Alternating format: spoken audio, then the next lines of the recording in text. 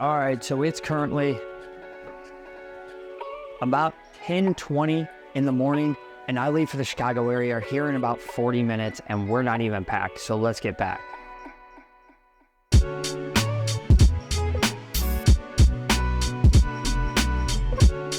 Does anybody else just pack a backpack for small trips rather than an entire suitcase?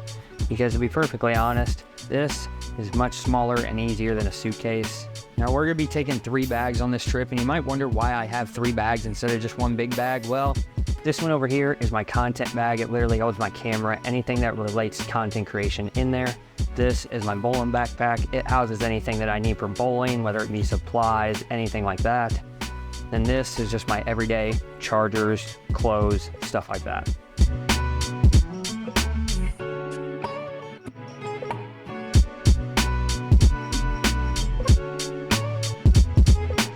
All right, so now we got the GoPro set up in the back of the car. It's time to hit the road.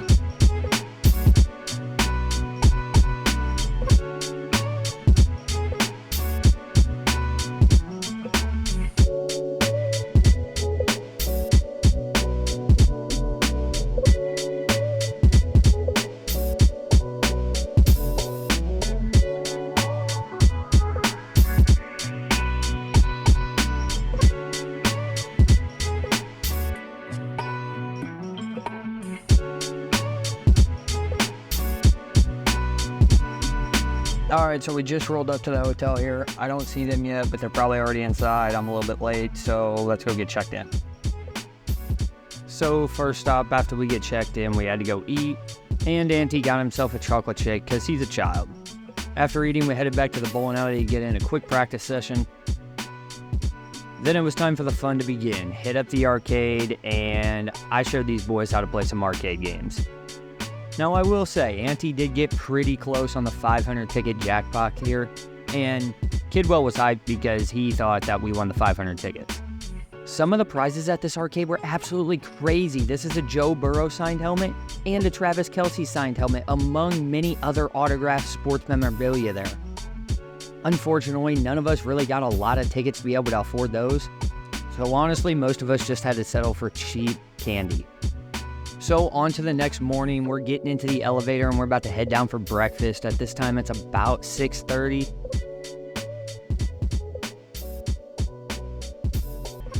And the hotel came in clutch with a little bit of biscuits and gravy, sausage, eggs, and some orange juice. Auntie and Kid didn't show up till later, so I was just kind of lonely down here. Then it was time for the tournament, check-in process, all that good stuff. And this was the time where the real coaching began.